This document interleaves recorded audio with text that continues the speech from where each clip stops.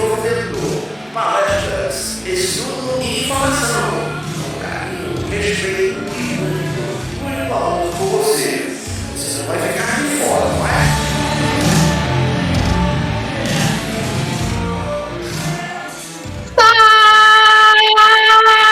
Salve, salve, nação cuscuzeira! Aqui em Fortaleza é feriadão! Que delícia ser alencarina nestas terras sob a luz do sol! Vamos iniciando o nosso 15 de agosto de 2024 com muita alegria e com muita gratidão. Eu gostaria de chamar ela, o nossa Cachinhos Dourados da Terra dos Monólitos, Isabel Martins. Ave Maria, quem ouve até pensa, né, Paloma? Boa noite, meus irmãos. Que Jesus possa envolver a todos nós que estamos conectados pelas ondas do rádio. Que elevemos, então, o pensamento a Ele, com esse sentimento que Paloma citou, de gratidão. Gratidão, querido amigo. Gratidão por essa quinta-feira, por esse feriado em Fortaleza. Mas que todos nós possamos lembrar que o Espírito imortal, ele é um trabalhador e um trabalhador incessante. É aquele da última hora que se levanta todos os dias agradecendo as oportunidades do serviço, o serviço que nos melhora, assim como pode ajudar aqueles que necessitam. Oh, Mestre querido, envolve-nos nesse momento, nessa tua luz de amor. Pacifica os nossos corações, ilumina as nossas mentes. E que a nossa convidada de hoje possa nos trazer as mais belas reflexões. Que a tua paz permaneça conosco, agora e sempre. Que assim seja. Que assim seja! Bora de música, bora! DJ JP, solta o som.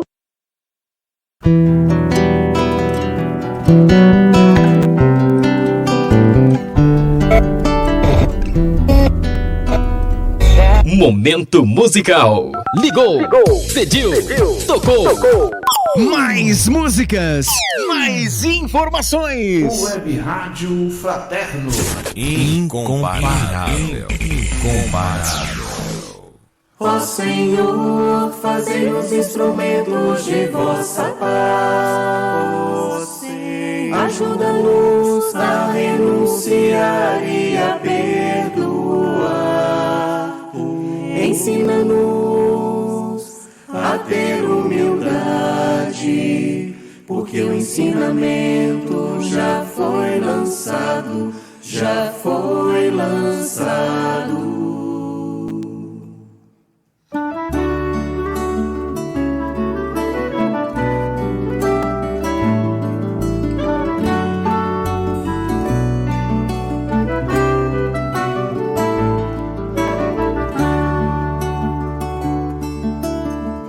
A caminho da luz, semear amor, a chave da sabedoria, para quem almeja a remissão.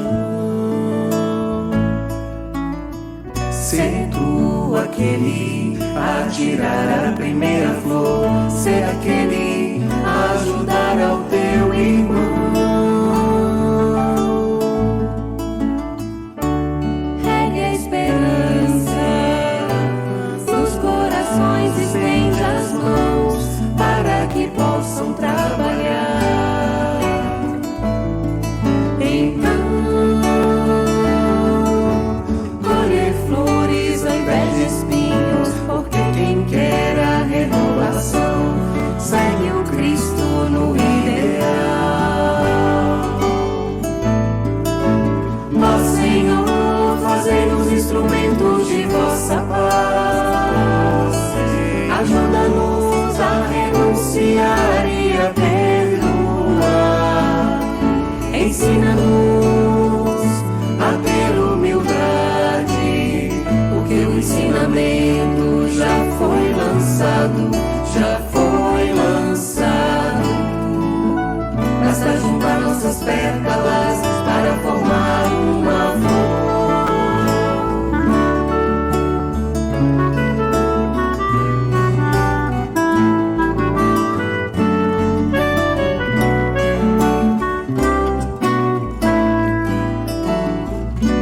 Quem não se esforça para adquirir, fica às margens do caminho a percorrer.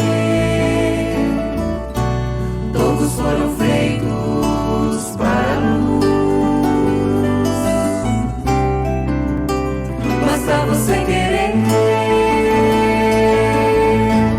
Ó Senhor, fazei-nos instrumentos de vossa paz, ajuda-nos a renunciar e a perdoar, ensina-nos a ter humildade, porque o ensinamento já foi lançado, já foi lançado. Ó Senhor, fazei-nos instrumentos de vossa paz, ajuda-nos a renunciar e a perdoar, ensina-nos a ter humildade, porque o ensinamento já foi lançado, já foi lançado. Estamos de volta, isso mesmo. Vamos receber com muita alegria a nossa querida Elis, a neta de Paulo Freire, que irá apresentar o tema de hoje, Espiritismo e Umbanda. Seja muito bem-vinda, Elis! Boa noite a todos. É sempre uma alegria estar aqui com vocês. Hoje eu mandei para o meu pai, não sei se ele vai ver, viu, Paloma? Não sei se ele vai coadunar com a ideia de eu ser neta de Paulo Freire. Muito bem, então hoje estamos com um desafio de falar sobre um tema que para nós espíritas ainda é um tema um tanto distante, né, da nossa realidade, já que nós não nos debruçamos muito sobre outras religiões, né? Então, nosso tema de hoje é Espiritismo e Umbanda. E antes da gente iniciar a nossa reflexão aqui, pretendida, né, diante das nossas limitações naturais, sempre nos colocando aqui na condição de aprendizes que somos, tanto da doutrina como de outras filosofias. E enquanto eu refletia sobre esse tema, recordava do quanto nós ainda precisamos amadurecer enquanto nação, enquanto povo, sobre o compromisso do Brasil, né? Em relação ao amor ao próximo, à caridade. E essa canção tão bem escolhida, provavelmente pela nossa irmã Isabel, que iniciou o nosso tema de hoje, tem muita relação com isso, né? E desde já agradecendo a algumas pessoas que me auxiliaram, né, aqui nos materiais, ao irmão é Alan Arraes, quase confundia, do Centro Espírita Meimei. Ele ministrou uma palestra muito interessante sobre esse tema há uns 2 anos, e ele gentilmente me cedeu alguns materiais, né? Muito bem, então vamos começar aqui com o hino da Umbanda, né? Para a gente desmistificar algumas coisas. Refletiu a luz divina com todo o seu esplendor. Vem do reino de Oxalá, onde há paz e amor. Luz que refletiu na terra, luz que refletiu no mar, luz que veio de Aruanda para nos iluminar. Umbanda é paz e amor, um mundo cheio de luz. É força que nos dá vida, é a grandeza que nos conduz. Avante, filhos de fé, como a nossa lei não há, levando ao mundo inteiro a bandeira de Oxalá. Esse hino da Umbanda, que foi escrito por José Manuel Alves, ele foi apresentado em um dos congressos nacionais que houveram da Umbanda, dos umbandistas, que se reuniram ali para conversar, dialogar, dar orientações e diretrizes em relação à Umbanda. E afinal, o que é Umbanda, né? A Umbanda é uma palavra do dialeto quibundo e significa curandeirismo ou arte da cura. E qual relação a Umbanda tem com a doutrina espírita, né? Muitas pessoas que não têm conhecimento do espiritismo e da Umbanda acham que é a mesma coisa, que são a mesma coisa, né? Mas existem diferenças importantes que nós vamos estar chamando a atenção aqui hoje, né? Quais são as diferenças que existem entre a Umbanda e o Espiritismo, né? Muitas vezes, hoje mesmo, né, em nossos dias, algumas pessoas que se dizem espíritas, né, se apresentam como espíritas, muitas vezes por causa do preconceito, elas, na verdade, fazem parte de alguma religião de matriz africana, ou algumas pessoas perguntavam, né? Hoje eu já não vejo tanto esse questionamento, mas algumas pessoas perguntavam se era o espiritismo de mesa branca. E quando você falava espiritismo de mesa branca, aí sabiam que era relacionado à comunicabilidade com os espíritos, os desencarnados, não é? Em relação aos sofredores, em relação às notícias que recebemos do mundo espiritual, então já correlacionavam com Allan Kardec. Mas existem diferenças, sim, entre a Umbanda e o Espiritismo. Para começar, a gente vai falar um pouquinho sobre a história da Umbanda. Lembrando que o nosso encontro de hoje é um bate-papo. Então, as nossas irmãs que estão aqui, que quiserem acrescentar, colaborar, fiquem à vontade, tá certo? Oficialmente, a história da Umbanda ela é atribuída ao médium Zélio de Moraes. Eu vou só fazer uma pausa, porque eu acho que está dando eco um pouquinho, não sei se é só para mim ou para quem está na rádio, tá? E aí, quem puder ajudar nessa parte técnica, João Pedro, e eu agradeço. Zélio de Moraes, ele era um jovem e ele tinha muitos problemas relacionados à mediunidade, à comunicação com os espíritos. Ele, antes dos 17 anos em casa, ele dava comunicações de espíritos que pareciam às vezes agressivos, às vezes pareciam indígenas, outras vezes pareciam entidades antigas que davam orientações, e depois de muito procurar, depois de tantos médicos, resolveram levar ele a um centro espírita. E levando ele a um centro espírita, alguns falam que foi em São Gonçalo, outros atribuem ao Paraná.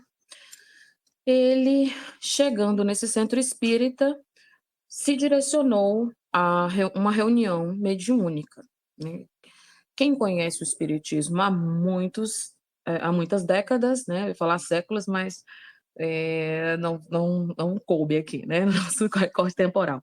Quem conhece a doutrina espírita há mais de 30 anos vai recordar que no passado as reuniões mediúnicas eram abertas a toda a população, a quem quisesse. Geralmente, quando uma pessoa chegava na casa espírita e ela tinha a faculdade de sentir, de ver, ou dava comunicações, já colocava a pessoa para uma mesa, para trabalhar, né? Isso aconteceu na minha família, isso aconteceu com o Divaldo Franco, né? E aconteceu com diversos médios.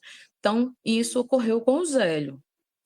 E ele foi levado para essa reunião e imediatamente primeiro ele ficou incomodado, né, com a estrutura e disse que estava faltando alguma coisa naquela sala, estava faltando uma flor. E aí ele levantou e foi buscar essa flor e colocou no meio da reunião, assim dizem os registros, né? E ele deu comunicação de uma entidade chamada Caboclo das Sete Encruzilhadas.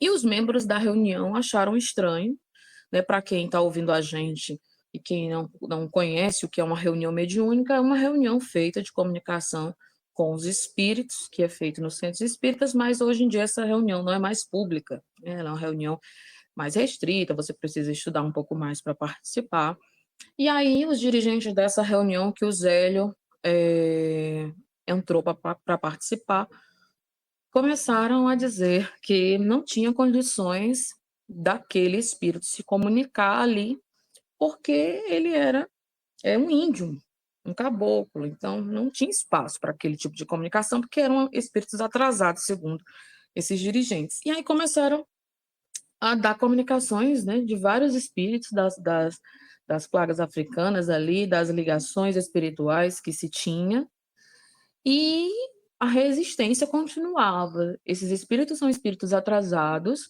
eles não podem dar comunicação, até que um médium percebeu que o espírito que estava ali com o Zélio estava se apresentando como um padre.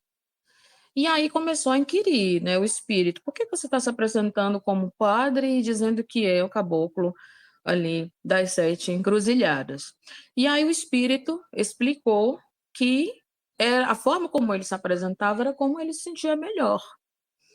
Ele tinha sido padre em outra encarnação, mas aquela encarnação que ele teve como indígena brasileiro, para ele parecia a melhor forma dele se apresentar, né? Então, houve muita resistência dessa reunião e o espírito informou que, já que não havia espaço para aqueles espíritos relacionados à cultura indígena, à cultura africana, falarem ali, no dia seguinte eles instituiriam um culto novo. Um culto novo relacionado à cura e à caridade, se chamaria Umbanda. Então, no dia seguinte, isso foi no dia 15 de novembro, dia da proclamação da República. No dia seguinte, na casa do Zélio, 8 horas, né? A casa dele estava lotada de pessoas, familiares. O pessoal do Centro Espírita foi lá para ver o que ia acontecer. E curiosos, religiosos. Então, naquele dia, ele iniciou o culto da Umbanda. Então, tradicionalmente, a origem da Umbanda ela está relacionada à figura do médium Zélio de Moraes. Mas nós temos atualmente alguns registros que já questionam isso, né? E muitos até falam que essa data, esse momento histórico, é um momento mencionado para embranquecer, vamos dizer assim, as religiões de matriz africana, porque a partir daquele momento, o Zélio ele foi um grande mediador do processo de oficialização e regularização da Umbanda no Brasil, porque a partir daquele momento começaram a se instituir outras instituições, começou a se organizar outras instituições espíritas de Umbanda, né? Tinha essa nomenclatura, e posteriormente cartas de orientação, congressos, documentos direcionados aos governantes, porque na década de 20, na década de 30, houveram muitas perseguições, ainda hoje há muita perseguição à Umbanda, mas a gente sabe que no governo de Getúlio Vargas essa perseguição ficou muito mais intensa, não só para com os espíritas, mas também para com os umbandistas. Mas o Zélio ele foi um grande mediador desse processo de oficialização institucional no Brasil de um culto relacionado à matriz africana, né? Então, alguns sites e alguns pesquisadores registram, né, esse primeiro centro de Umbanda, ou o primeiro tenda, né, como era chamada naquele período, tenda espírita Nossa Senhora da Piedade, que foi a primeira, e depois, 10 anos depois, foram fundadas mais 7 casas: tenda Nossa Senhora da Conceição, tenda Nossa Senhora da Guia, tenda São Pedro, tenda Santa Bárbara, tenda São Jorge, tenda Oxalá e tenda São Jerônimo, né? Então, aquele momento foi um momento divisor de águas para a Umbanda, e nós fizemos uma pesquisa em alguns artigos, usamos uma monografia de uma pesquisadora chamada Tatiana Jardim, do Rio de Janeiro, e ela vai mencionar no trabalho dela que a Umbanda era considerada por muitos como baixo espiritismo. Então, posteriormente, a gente sabe que o Brasil enfrentou muitos problemas no início ali do século XIX, né, o período ali pós proclamação da República, o Brasil enfrentou inúmeros desafios nesse século em relação a se tornar um Estado laico ou não, né, porque o Brasil era um país de religião oficialmente católica, a relação que tinha com os descendentes dos negros que foram escravizados, das comunidades indígenas, não é? Então, todo esse processo ele foi amadurecendo até nós chegarmos à década de 80 desse século, que culminou com a Constituição, que, a nosso ver, é um documento que ele acaba trazendo no seu corpo toda a maturidade do pensamento brasileiro em relação à formação do seu povo e à liberdade religiosa necessária, né, para que cada um pudesse ter o seu culto independente da religião católica, que era a religião oficial do Brasil, né? Mas na década de 20, na década de 30 e de 40, a Umbanda era chamada de baixo espiritismo. E na década de 40 até a década de 60, nós vamos encontrar ali publicações e episódios onde nós vamos ver lideranças espíritas tendo ali embates, né? A Umbanda realmente vem do espiritismo, dessa experiência. A Umbanda, ela na verdade tem uma outra origem anterior. Nós podemos dizer que a Umbanda é espiritismo porque os terreiros, eles acabaram adotando a nomenclatura espírita. E muitos vão dizer que o conhecimento relacionado à contribuição kardeciana se agregou, de certa forma, a algumas casas ou algumas linhas filosóficas dentro, né, da Umbanda. A primeira Federação Espírita de Umbanda do Brasil foi fundada com o objetivo de congregar e representar todas as casas umbandistas, sendo chamada União Espiritista de Umbanda do Brasil, criada em 1939, sob ordem direta do Caboclo das Sete Encruzilhadas. Em 1944, surgiu a União Espiritualista Umbanda de Jesus. Então, a gente vai ver ali que há, sim, a presença muito forte do espiritismo nesses movimentos, né? Posteriormente, houve a constituição do documento Culto de Umbanda em Face à Lei, entregue a Getúlio Vargas, relacionado, né, à necessidade da liberdade religiosa, porque havia perseguição policial, havia perseguição dos padres, né? E a gente também acompanha na Constituição do movimento espírita esses elementos, né, durante ali a década, né, de 30, 40 e 50, né? E nós temos um registro que eu gostaria de trazer, que é um registro de 1926. Se eu tiver com essa data equivocada, ao final eu faço uma alteração, tá? A Federação Espírita Brasileira, ela se posicionou dizendo que a Umbanda, sim, poderia ser considerada uma ramificação do Espiritismo naquela ocasião, né? Quando a Federação Espírita de Umbanda foi constituída, no seu estatuto havia uma orientação que a gente achou interessante trazer: unificar e superintender as suas tendas ou cabanas filiadas, orientar o ritual e a liturgia de todas essas tendas e cabanas, bem como estudar os fenômenos que dizem respeito às manifestações espirituais, proteger e amparar a doutrina de Umbanda, unificando-a em todos os seus aspectos essenciais. Hoje nós temos diversos livros, né, vídeos, materiais, mas nós sabemos que as religiões de matriz africana, elas têm uma constituição eminentemente oral.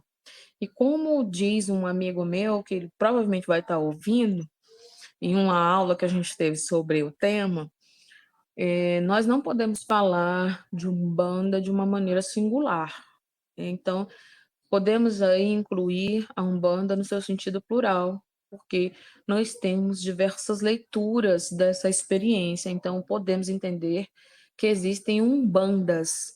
Daí que a nossa fala hoje ela está muito relacionada a um recorte específico de alguém que está com seu lugar de fala dentro do movimento espírita, que tem algumas leituras, que já teve algumas experiências, mas não é esse o nosso lugar de fala originalmente falando, né? Nós não temos aí essa tradição individual para dar essa contribuição específica. E daí que a consideração em relação à pluralidade desse tema é muito importante, porque o lugar de fala das pessoas de religiões de matriz africana precisa ser respeitado, acolhido, amparado, observado, né? Dentro dessa leitura que se faz da Constituição, não só da Umbanda, mas das outras religiões que são segmentação da contribuição dos nossos irmãos aqui no Brasil. Por definição, os umbandistas determinam a Umbanda como a manifestação do espírito para a prática da caridade, conforme teria dito o Caboclo das Sete Encruzilhadas no dia 15 de novembro de 1908. Podemos dizer que a Umbanda é uma religião brasileira, consideravelmente nova, que nasceu a partir da miscigenação multicultural dos brasileiros e da sua ancestralidade étnica.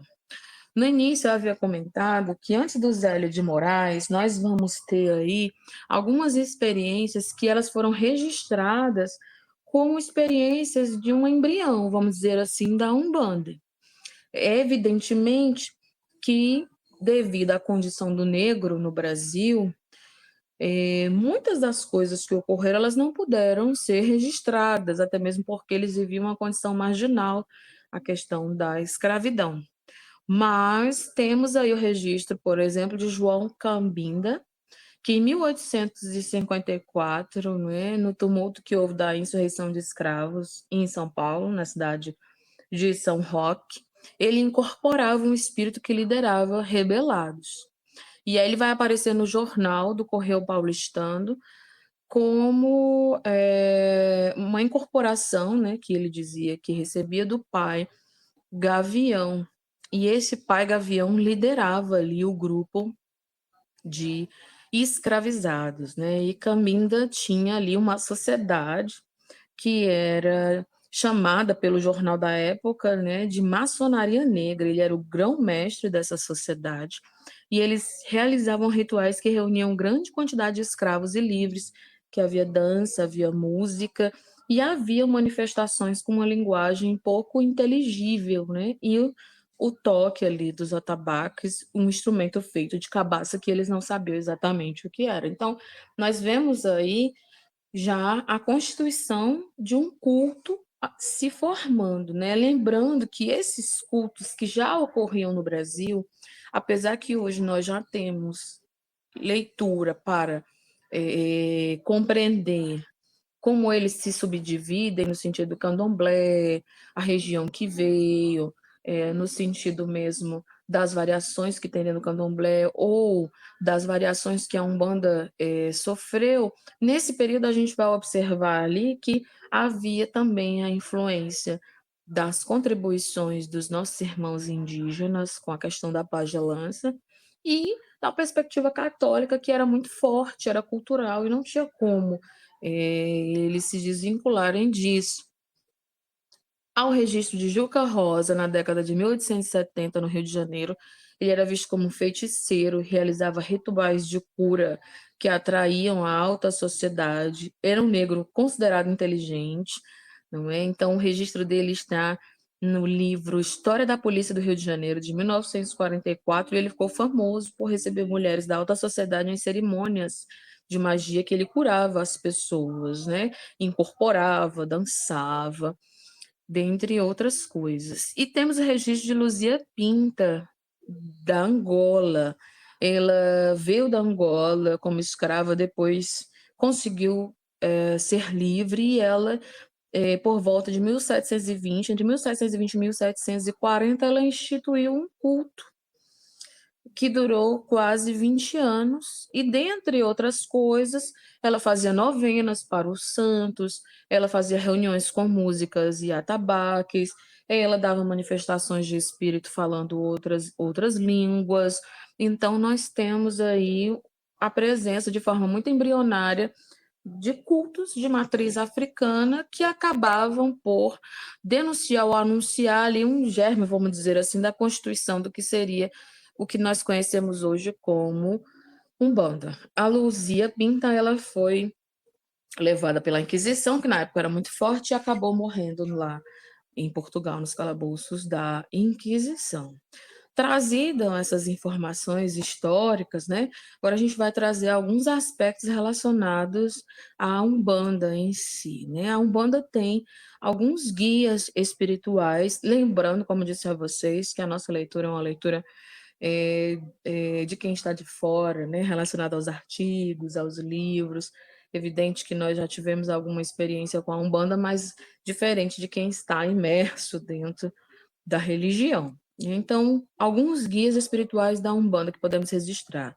Nós temos os caboclos, os preto velhos, as crianças, que são os herês, os ciganos, os exus, as pombagiras e os malandros. De uma forma geral, são esses guias que acabam ali formando falanges, né, e trazendo as suas manifestações na Umbanda. Esses guias espirituais, eles estão ali relacionados ao que alguns vão chamar de 7 linhas da Umbanda. E estão ligados aos orixás. Não é? Muitos espíritas fazem a leitura ali dos orixás como sendo os espíritos que é mencionado ali na literatura espírita, os espíritos elementais, que cuidam da natureza, que cuidam dos fenômenos da natureza. Mas os orixás também são arquétipos. Eles têm histórias relacionadas à sua vida, às suas lutas, os seus dramas, não é? Então, eu penso dentro da pouca leitura que tenho, que fica difícil a gente encaixar muitas vezes os orixás nessa leitura dos elementais, mas é uma visão muito, ou elementares, é uma visão muito pessoal. Mas, voltando às 7 linhas da Umbanda, baseado nos orixás, são o Oxalá, que, por causa do sincretismo que houve no Brasil, que para muitos é uma coisa complexa de se entender, os africanos eles não podiam cultuar os deuses, então eles faziam ali um culto a um santo católico ou um culto a uma personalidade cristã para publicamente fazer aquele culto, mas na verdade, intimamente, eles estavam cultuando um orixá. Então, Oxalá, que tem um sincretismo relacionado com Jesus Cristo, ou com o próprio Deus, visto que Oxalá ele também tem divisões, né? Oxaguian, Oxalufã, e Iemanjá, que tem a ver com Nossa Senhora, é aquela mãe, o arquétipo da mãe, a mãe protetora, a mãe acolhedora, que para muitos Nossa Senhora do Navegante, para outros Nossa Senhora da Conceição, vai depender da região. Lembrando que cada orixá se liga a um elemento da natureza, daí a nossa leitura espírita que tem a ver com os espíritos responsáveis pelos fenômenos que regem a natureza, né? Mas é uma leitura bem superficial. Então, Oxalá tem a ver com Jesus Cristo e Iemanjá tem a ver com Nossa Senhora, com as águas, né? Então, tem a ver ali com os espíritos ou os guias da Umbanda relacionados às águas, ou o povo das águas, Xangô, que tem a ver com a justiça, que no secretismo católico podemos relacionar com São Jerônimo, e aí a gente pode ali incluir, né, boiadeiros, linhas de légua, dentre outras linhas da Umbanda. Ogum, que tem a ver com São Jorge, são os militares, né? Alguns associam até o que chamam de baianos. Oxóssi, que tem a ver com São Sebastião, com a natureza, com os índios, né? E aí dentro dessa linha, dessa falange, nós vamos encontrar também diversas manifestações relacionadas à cultura indígena, à pagelância em si, a linha relacionada às crianças, ou Ibeji, né? Iolia, Cosme e Damião, no sincretismo católico, que são os herês, que já mencionamos anteriormente, relacionado às crianças, e a linha de Obaloaê, ou Yorimá, relacionada a São Benedito. Alguns já falam em São Lázaro, vai depender da região, que tem a ver com os pretos velhos. Então, é como se cada grupo de guias espirituais tivesse ali uma relação com os orixás, que estão presentes também no candomblé, e daí a gente vê a reminiscência africana presente dentro da Umbanda. Seguindo a nossa reflexão, importante esclarecer sobre o termo macumba, né, que é muito conhecido nosso, E é muito comum você chamar as pessoas que seguem a Umbanda ou outras religiões de matriz africana de macumbeiro, né? Tem pessoas que ficam ofendidas, outras pessoas usam esse nome para diminuir alguém, para denegrir alguém. Eu tenho uma amiga muito querida e que ela é uma liderança hoje, né, na nossa cidade, a nossa querida Patrícia Matos, e ela sempre brinca, e ela é uma liderança relacionada às religiões de matriz africana. Ela sempre brinca quando chega nos congressos e diz: meu nome é Patrícia e eu sou macumbeira, né? E todo mundo começa a rir, porque ela já vai desconstruindo algumas coisas relacionadas a esse termo macumba. Então, macumba viria de mucumba, que seria a representação do plural de cumba, ou reunião de jongueiros. Era uma reunião ou festa onde os negros dançavam e cantavam com alegria, né? Lembrando que macumba também é uma árvore, né? E os tambores feitos para essas reuniões também eram relacionados a essa árvore. No início do século XX, era um ritual muito parecido com os cultos dos bantos, no qual invocavam os espíritos dos seus antepassados tribais, né? Então, dentro dessa definição de macumba também existem outras definições que nós não vamos trazer hoje, mas que elas acabam por criar ramificações que elas vão influenciar também a Umbanda. Macumba também é um instrumento, tá? Feito da árvore, que é utilizado também em alguns templos do Candomblé. Para a gente ir se encaminhando para o final da nossa fala, quais são, feito esse panorama histórico, trazido alguns elementos da Umbanda, né, de forma bem superficial, quais são os elementos que nós temos parecidos entre Umbanda e Espiritismo? A Umbanda é espiritualista, o Espiritismo também o é. A Umbanda rende culto a Deus, né? O Espiritismo também. Nas práticas de Umbanda ocorrem fenômenos mediúnicos. No Espiritismo também, né? E alguns vão dizer, né? O Espiritismo dedica a mediunidade para Jesus, é mediunato. Na Umbanda nós temos outras manifestações, e aí alguns vão usar mediunismo, mas lembremos que Jesus também está presente nos terreiros de Umbanda.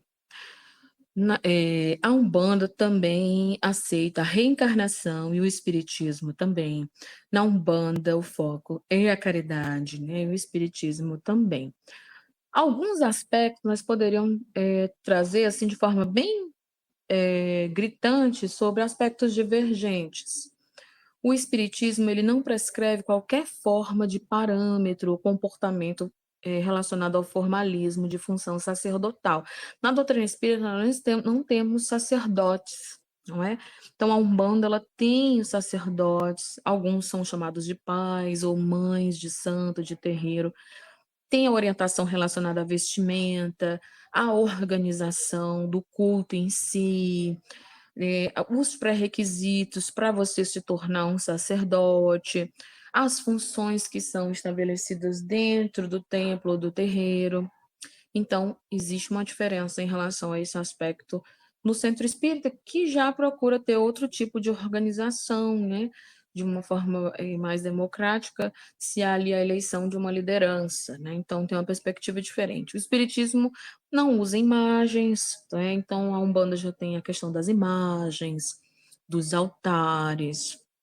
O espiritismo não tem sinais cabalísticos, nem símbolos. A Umbanda tem sinais, pontos riscados, não é? As músicas são conhecidas como pontos cantados. O Espiritismo rege-se por um corpo de doutrina homogênea codificada por Allan Kardec, e a Umbanda não se rege pelo Espiritismo, possui grande foco na tradição oral dos ensinos, lembrando que hoje nós já temos algumas contribuições escritas e que, como nós dissemos, a Umbanda não há como ler ela de uma forma singular, existe uma pluralidade, né? Na década de 60, entre 50 e 60, já surgiu a Umbanda esotérica, Umbanda sagrada, né? Então existe a Umbanda, ali posteriormente ganhou ramificações no sentido de dizerem assim, a Umbanda é de direita, aí ali vai se apresentar a Quimbanda como de esquerda, mas a Quimbanda hoje não é o nosso foco, né? Na Umbanda existe contato com os orixás, com as entidades de origem africana, com o sincretismo religioso, que é o sincretismo com as entidades ou santos católicos, com espíritos indígenas, com os santos, e acredita-se que os orixás possuem irradiações e características divinas que determinam sua força e axé sobre nós, assim como possuem também características humanas. E o Deolindo Amorim vai registrar no livro de 69, salvo engano, chamado Africanismo e Espiritismo, que não obstante as divergências, por vezes profundas na concepção que a Umbanda tem, os seus afeiçoados e os seus adeptos, todos são acordes quanto às suas origens africanas. Não é? Então, esse debate é um debate que surgiu nesse período antigo, que questionava, né? Inclusive é um debate que tem dentro do próprio movimento umbandista, vamos dizer assim, nacional, né? Houve um período em que, até mesmo para que esse movimento pudesse sobreviver, houve a necessidade da aproximação com a doutrina espírita. Então, havia ali uma negação das origens africanas desse culto, né? E para encerrar nossa fala, nós trouxemos aqui uma mensagem do espírito de João Kobum, mais conhecido como Pai João de Aruanda.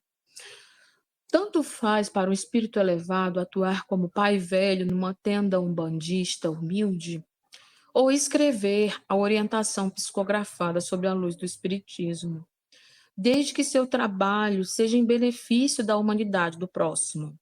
Não se esqueça, meu filho, em matéria de religião e de espiritualidade, Umbanda ou espiritismo, o que mais vale é a bandeira do amor e da caridade, sem preconceitos, união sem fusão, distinção sem separação.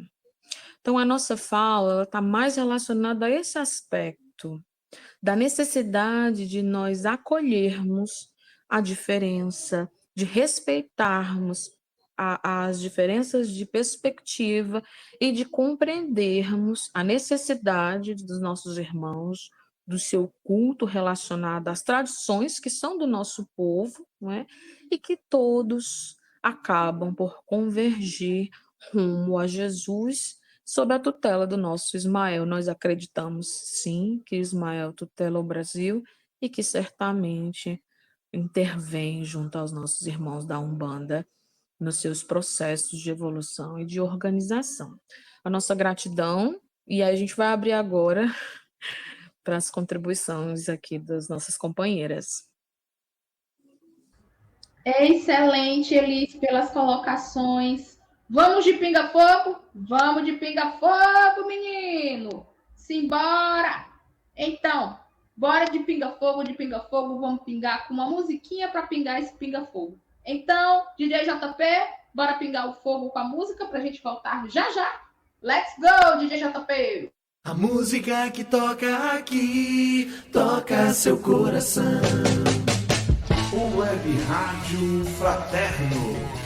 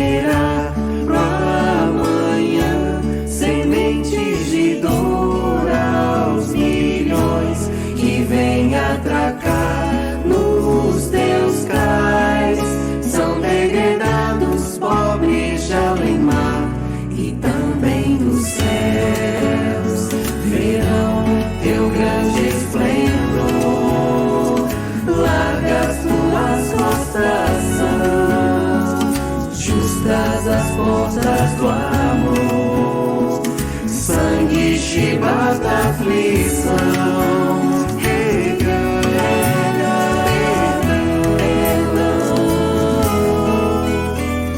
Nova beleza se abre, angélica, divina, fraterna, flor generosa, pétala, pétala, filha das mãos de Ismael, que religa a terra ao cruzeiro no céu.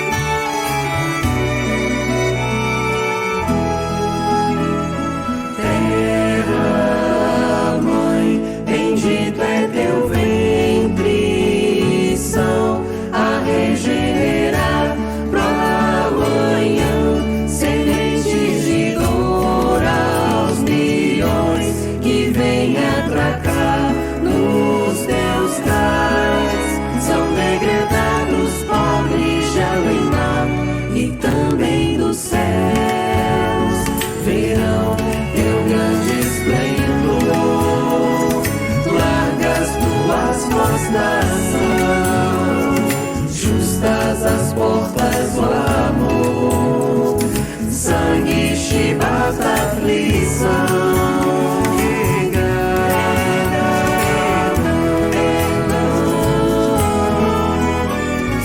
Nova beleza se abre, angélica, divina, fraterna, flor generosa,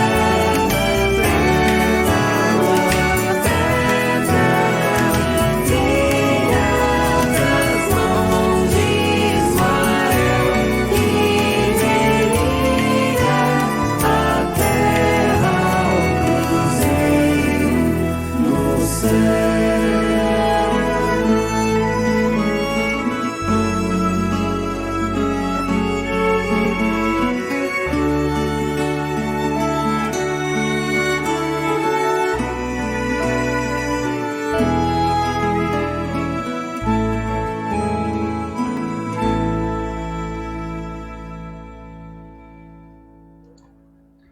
Estamos de volta! Isso mesmo, com o nosso pinga-fogo no cuscuz.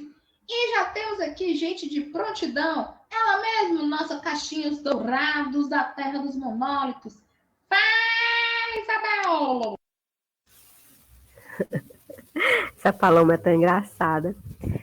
Elis, muita gratidão por nós podermos conversar sobre esse tema. A gente pode ter alguns dos nossos ouvintes estranhando, né? Por que estão falando de Umbanda numa rádio espírita?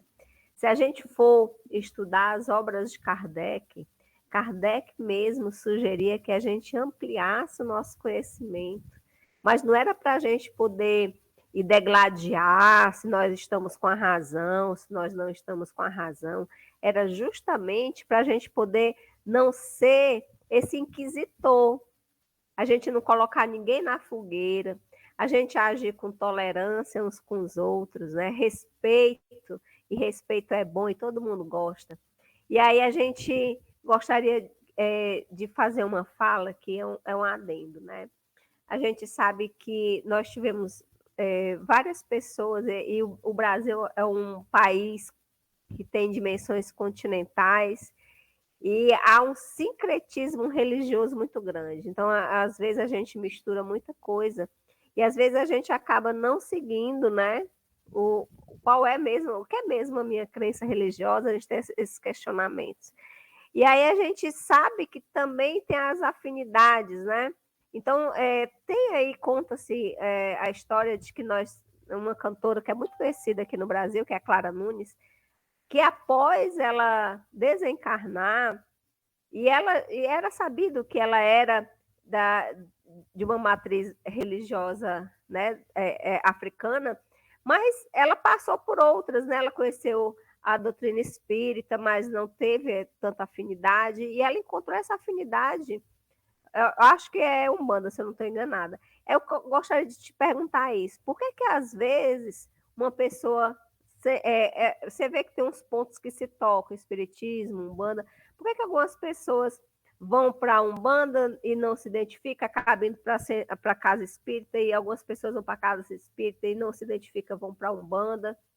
Por que a gente, de repente, se identifica mais com uma ou outra crença?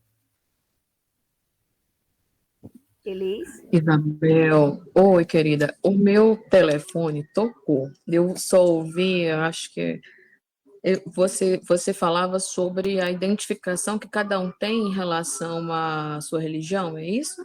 Isso. Por que uma pessoa está lá na casa espírita e de repente não se identifica mais, vai para, de repente, uma Umbanda, a pessoa que está lá na Umbanda não se identifica, vai lá para a casa espírita? Por que acontece isso, na sua opinião? Sim. Antes de te responder, eu não sei se o seu Alcides está ouvindo, mas eu vou deixar registrado. E quando eu conversei com o seu Alan Reis sobre o material da palestra, ele mandou um grande abraço para o seu Alcides, tá? Então fica registrado. Muito bem, Isabel. Eu acho que cada um de nós tem uma experiência evolutiva. Hoje eu ouvi a Mayra Rocha, uma médium, né, em uma palestra dela sobre Umbanda. E eu fiquei bastante reflexiva sobre o que ela dizia, e ela falava dela mesma, dos lugares que ela passou, das experiências que ela viveu. Então, eu acredito que quando a gente vai mudando assim de um lugar para o outro, é porque a gente está em busca de respostas para a própria alma. É evidente que oscilar entre diversas correntes religiosas significa que você ainda está um pouco confuso em relação a você mesmo, né? Então, existe a necessidade do autoencontro, não é? E hoje, nos dias de hoje, nós estamos vivendo um momento em que cada vez mais nós estamos sendo convidados a perder a própria identidade. Então, você não sabe quem você é, os seus sonhos, os seus objetivos. A gente vê muito isso na crise existencial que as pessoas vivem, que acabam desembocando em doenças mentais, né? Então, eu penso que a dificuldade de discernir o caminho é falta ainda de maturidade ou de autoconhecimento. Mas a gente respeita, né, o momento evolutivo de cada um. E em relação às mudanças, eu acredito que a gente vai em busca, como já mencionei, de respostas para as nossas questões, né? Quantos de nós saímos de outras religiões e estamos bebendo hoje da doutrina espírita, lembrando que o espiritismo não é uma religião convencional, né? O espiritismo tem um seu corpo filosófico, e a gente vê ali na própria Constituição da Sociedade Espírita ali, em Paris, que havia uma liberdade muito grande em relação à questão religiosa, não é? Já que, como diz Leon Denis, o espiritismo é o futuro das religiões, então significa dizer que nós ainda vamos precisar dar um segundo passo em relação à democratização do conhecimento espírita para todas as religiões, visto que as pessoas não vão se tornar todas espíritas, né? Mas o espiritismo vai aclarar o caminho dessas experiências, né? Então, eu acho que essa busca por respostas é a jornada humana na Terra, é a nossa jornada evolutiva. E o que me impressionou hoje, ouvindo a Mayra Rocha, é o que ela falava em relação a acolher essas experiências, o momento evolutivo que cada um está, e essa busca, porque muitas vezes nós passamos uma encarnação inteira ou querendo viver uma vida que não é para nós, ou sendo uma pessoa que intimamente nós não somos, por aparência, por conveniência, por questões sociais. E daí eu acho que amadurecer esse aspecto também é importante e está relacionado com o que você perguntou.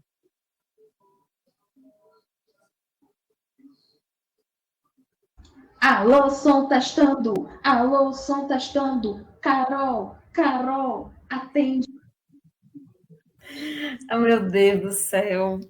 Gente, boa noite, né? Primeiro, Elisa, achei tão legal a sua fala, foi tão respeitosa, sabe?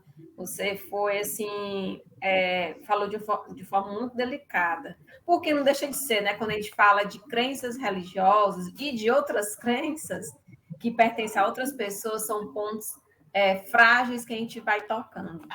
E eu queria saber da sua opinião, né? Não precisa fundamentar sua opinião mesmo, porque a gente percebe que ainda tem muito preconceito, né? E eu queria saber por que a gente ainda se arrasta diante desse preconceito, tanto da doutrina espírita, principalmente da Umbanda, que foi o nosso assunto da noite de hoje. É a nossa falta de conhecimento, não é, Carol? E também muitos de nós acabam ficando na sua caixinha. Então, mesmo nós espíritas, muitas vezes nós criamos ali um mundo para nós e dizemos: eu não vou ler mais nada, eu não vou sair desse quadrado que eu estou, eu não vou ver outras coisas, eu não vou viver outras experiências. Então, nós, e até mesmo por causa das nossas experiências do passado, temos a tendência de nos tornar algozes de si e do outro, né? Como se a fidelidade em relação a uma doutrina ou a uma religião tivesse relação com a negação da experiência do outro, ou mesmo com a negação de se viver outras experiências, não é? Então, quando você se fecha, é porque você não está seguro o suficiente. Lembremos, por exemplo, de Chico Xavier, né? Chico estava seguro em relação às experiências que ele vivia. Em nenhum momento você vai encontrar o Chico em dúvida ou em conflito em relação à religião do outro, ou em relação a ir a um lugar que ele fosse convidado a ir, né? Ou a diminuir o outro, porque ele estava seguro da experiência que ele estava vivendo. Então, eu acho que é preciso que a gente olhe para nós mesmos. Mas Jesus falava isso, da necessidade da gente amar o próximo como a si mesmo, né? Não julgar o outro, mas olhar para dentro de si, evidentemente não com essas palavras, né? Então, temos essa necessidade evolutiva e precisamos pensar, e para nós espíritas isso é urgente.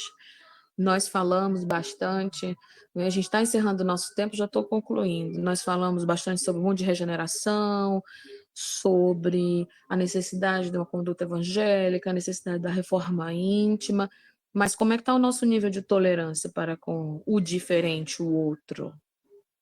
Não é? Será que isso não tem a ver com a nossa experiência individual conosco mesmo? Será que nós estamos seguros mesmo daquilo que nós estamos caminhando? Ou estamos tão seguros que a gente nega o outro que é para coexistir, né? A nossa ideia. Então é preciso refletir e acolher, né? E ser mais empático, mais amoroso, porque todos nós estamos sedentos disso. Nós estamos cansados já de sistemas de que operam ali, né, com o ódio, com o desamor, com a intolerância, né? Então, vibremos nisso e reflitamos como estamos em relação ao outro. E falo isso também para mim, porque eu estou em busca também desse acolhimento. Show de bola, Elis. Gratidão pela presença na noite de hoje e a todos os ouvintes que estiveram aqui conosco neste mês recheado de novidades, que é o aniversário da nossa web rádio Cuscuz com Espiritismo, que inclusive está chegando. Eba! Então, bora finalizar com a nossa prece? Eu gostaria de chamar ela, que foi minha mãezinha, sempre é minha mãezinha do meu coração, Françoise Nery. Boa noite a todos. É assim com muita alegria que a gente está aqui. Vamos fazer a nossa prece. Senhor Jesus, nos abençoa, nos protege, nos guia, para que sejamos vigilantes com os pensamentos, com as atitudes, que tenhamos uma ótima noite de descanso, de calmaria. Ilumina, Senhor, a cada um de nós, que estamos ligados pelas ondas do rádio, que fazemos parte de uma teia enorme de ligações, de vidas pretéritas, de compromissos adiados do passado, que saibamos nos desvencilhar do ódio, da inveja, do orgulho, e que possamos desempenhar o nosso melhor modelo, que aqui o Cristo esteve como o homem de bem, aquele que socorre, que ampara, que possibilita a nossa mudança interior. Não adianta nada a gente colocar o Evangelho sobre a nossa égide e não trabalhar dentro de nós mesmos a nossa transformação moral. Que sejamos trabalhadores fiéis dessa doutrina maravilhosa que é o Espiritismo e que nos ajuda a sermos divulgadores, semeadores da boa nova do Cristo. Ilumina as demais religiões, religiões irmãs, que se fundamentam, que fazem parte da nossa vivência. E que não importa, Senhor, a qual religião estamos ligados, mas o que carregamos dentro do nosso coração. Sejamos católicos, protestantes, budistas, umbandistas, candomblesistas, quimbandistas, espiritistas, não importa, Senhor, e outras religiões mais que têm, mas o que carregamos dentro de nós e a nossa mudança enquanto seres imortais da criação. Ilumina a nossa noite e vamos participar desse banquete celestial fora do corpo físico, em companhia dos bons espíritos que regem todas as religiões, que rege todo o nosso orbe, que é um planeta de provas e expiações indo ao mundo de regeneração. Que a tua luz seja bandeira, seja luminar, seja o farol para a nossa existência. Fica conosco hoje e sempre, que assim seja. Que assim seja, pessoal. Fiquem com Deus, cuidem-se, a prece é essencial e bebam bastante líquido. Até a próxima quinta com mais Cuscuz com Espiritismo e tchauzinho, tchauzinho.